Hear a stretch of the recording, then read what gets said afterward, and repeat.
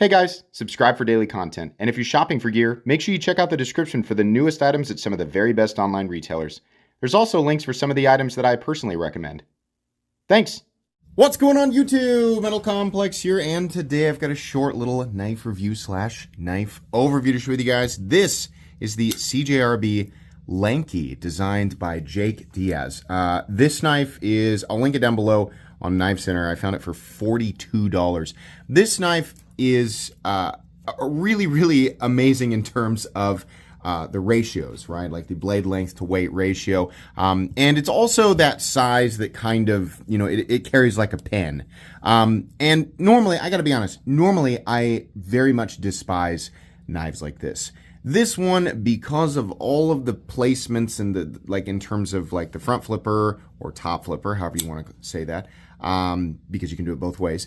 The thumb studs and the fact that it's a liner lock with just enough exposure there to make it easy to manipulate. I actually really like this. I like this way more than I thought I would, right? Just seeing a picture of this, I was like, I don't know if that's going to be for me. These types of knives, these long, slender guys, tend to be a little awkward to manipulate, and I never carry them, and so I usually just avoid them. This time, I was very pleasantly surprised, and I'll go over everything and tell you guys exactly why this one works. Thanks so much to Artisan Cutlery for sending this one in, / CJRB. Thanks to my patrons for supporting me, and make sure your notifications are turned on the for the Metal Complex YouTube channel. So there's 3 different variations of these. There's an all black one, there's kind of like a champagne colored one, and then there's this, I think this is the best looking one, this blue aluminum with the bronze hardware there. Overall length of this guy, believe it or not, is 8 inches. This is an 8-inch knife, and the blade length is coming in at 3.5 inches. Your cutting edge is about 3.35. That makes this a full-size knife. It's just incredibly slender. Let's put it up against a couple of size comparisons here.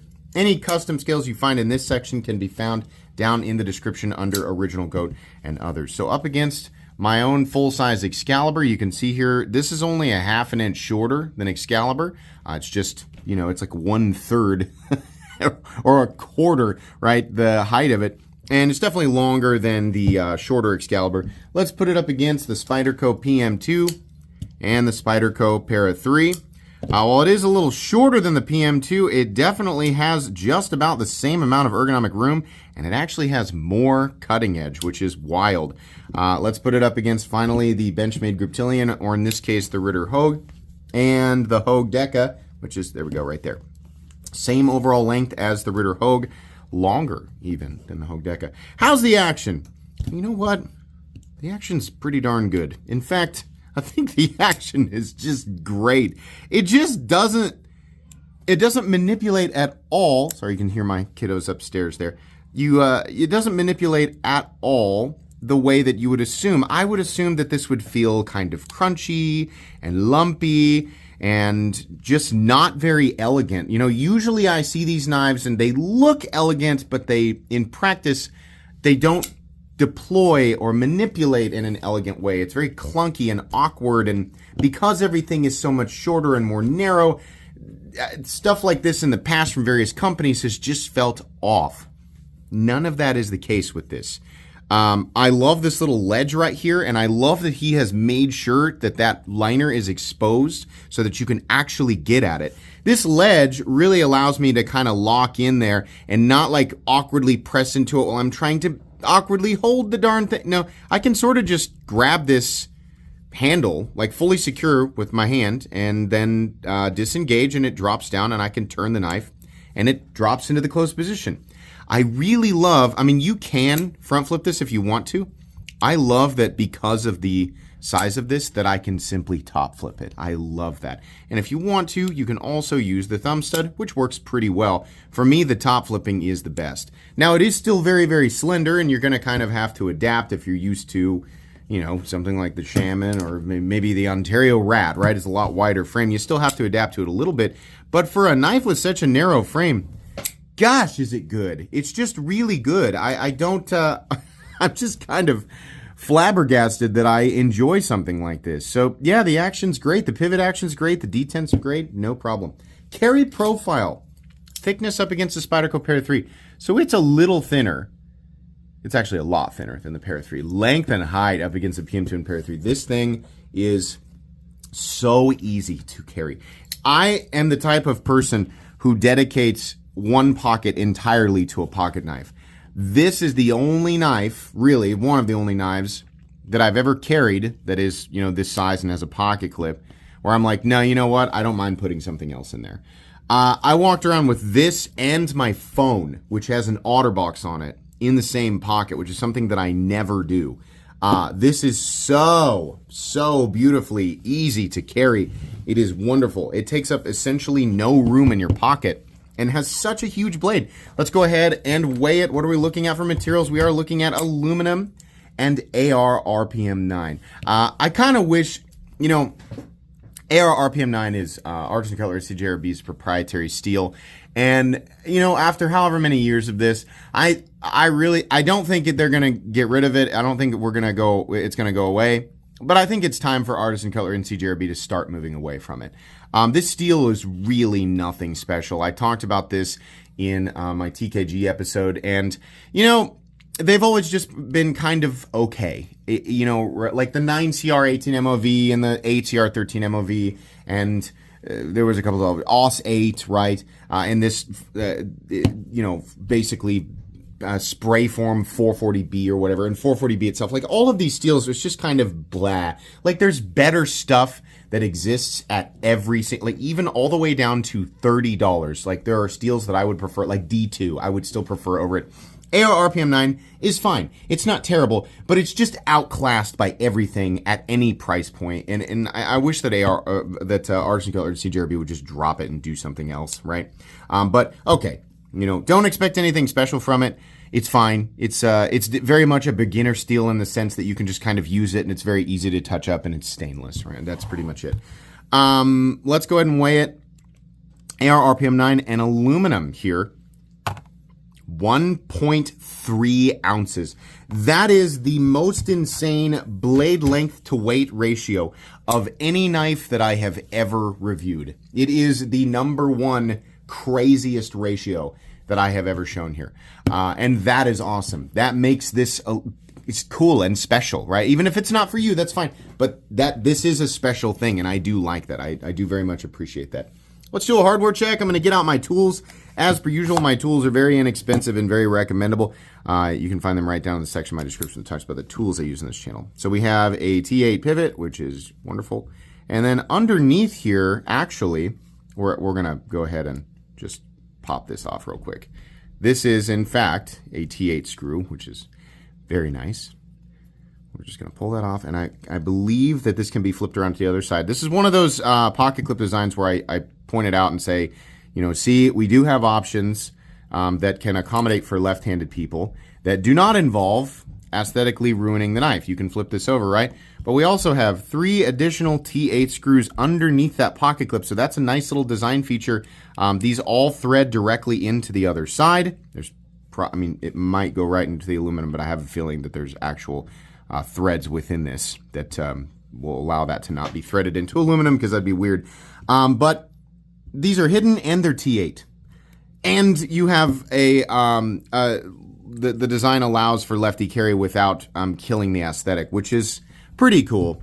It's pretty cool. It's also going to make the knife unbelievably simple to take apart, given that the T8 bit is infinitely better than T6 bit. You're much less likely to strip it. Sorry, my kiddos are yelling up there. Mama's with them. Don't worry, they're not by themselves. But it allows you to very easily take the knife apart and put it back together without risking screwing up your bit or the actual screws themselves. It's so simple. It's such a nice way to do that. And I like that they've hidden all the hardware. That's really cool. As long as you have the right tools for the job, you should be good to go. Let's go ahead and measure the blade stock thickness here. It is definitely very, very thin, though that will not translate the same way on this knife for obvious reasons. It is 82 thousandths on the spine. Okay, meat and potatoes time. This knife is so slender, does it actually have room to drop down to a reasonably thin cutting edge? Number one, it's obviously very good at poking. In fact, I ended up using this knife to eat summer sausage while I was sitting out in the living room. the blade is so thin, it's almost like a fork prong as well as a knife. So I kind of like, I mean, the sausage was already cut up, but I just sat there with a plate, just kind of eating sausage with this thing. And obviously, if you're going to use something like this for food, number one, it's incredibly sharp and you definitely can hurt yourself if you're not paying attention. And number two, you kind of have to just dedicate to cleaning it with olive oil because, I mean, if you're going to clean it with like what you would normally or put like, you know, protection or whatever on it, like a lot of that stuff is toxic. So you don't want to be putting that back in your mouth. So if you're going to do that with a knife like this, I think that's fine. But when you clean it and protect it, you really should just be using olive oil, right? But yeah, it was kind of nice to do that. It's definitely got a long, pokey tip for sure. Can it actually slice though, and can it slice well? It definitely can slice, but you can feel, right? It gets down, there's just not a lot of room to drop down to an incredibly thin edge. It's nice and thin to begin with, so it'll definitely slice, but you're not looking at, what do I have out here that's gonna have a nice thin, like, okay, for example, this guy here, the North Arm Skaha.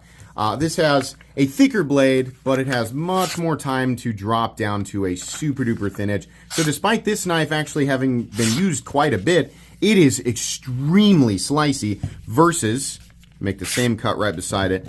This one, you can see the edges have kind of lifted up a little bit. There's like a lip there, and that's the result of slicing it with a blade that's not quite as thin at the edge. And there's nothing wrong with that. It's just kind of the nature of the beast. So yeah, it will slice, just don't expect it to be, you know, like cutting through material with a laser beam. That's just kind of, they did what they could, and I think they did a pretty darn good job. Also, for the like, ultra slender knives are not the most aesthetically pleasing to me. But for a long, slender knife, I do like this one. I think most of it is this aqua aluminum with the bronze hardware. I think that that's really cool. Very classy with the placement of the billboarding. We've just got little itty bitty CJRB and designer information right there. Is that what it actually said? Let me zoom in on this. I actually can't read this in my happy as Lanky. Happy as Larry? Happy as Lanky. I think that's what it says. Do we need to actually zoom in further? Happy as Larry. Who the heck is Larry? I have no idea. Can somebody fill me in the comments and explain what the heck that means? That's the first time I've been able to actually see that. I definitely need glasses. I definitely need glasses. Anyways, yeah, for a long, slender knife, I do like the look of it. And the fit and finish is really, really good on this one. Sometimes with CJRB knives and artisan color knives, they're just a little bit, ugh, you know, like they're fine, but it's like, you know, sometimes they just don't quite feel up to the standard of the rest of the industry. This one feels really good. I really can't find any issues with it in terms of, and it's usually not like seating of the hardware or, you know, anything like that. It's just like internally, like there's a little bit of lock stick, or like the pivot action feels a little lumpy or something like that. Not with this one. You know, it's pretty good. The aluminum anodizing looks great. This is kind of what I call a Lego construction. Kind of reminds me of the Strider Lego. But yeah, there's no backspacer. It's just one piece of aluminum on this side and another piece on the other side, and they just sort of screw to each other. So that's cool. The pocket clip is also wonderful. Really, really low right here, and some, you know, pocket seam thicknesses will be a little bit too much for it, but for the most part, in and out of the pocket, very easy, incredibly low profile pocket clip. I mean, just literally nothing sticking out of your pocket.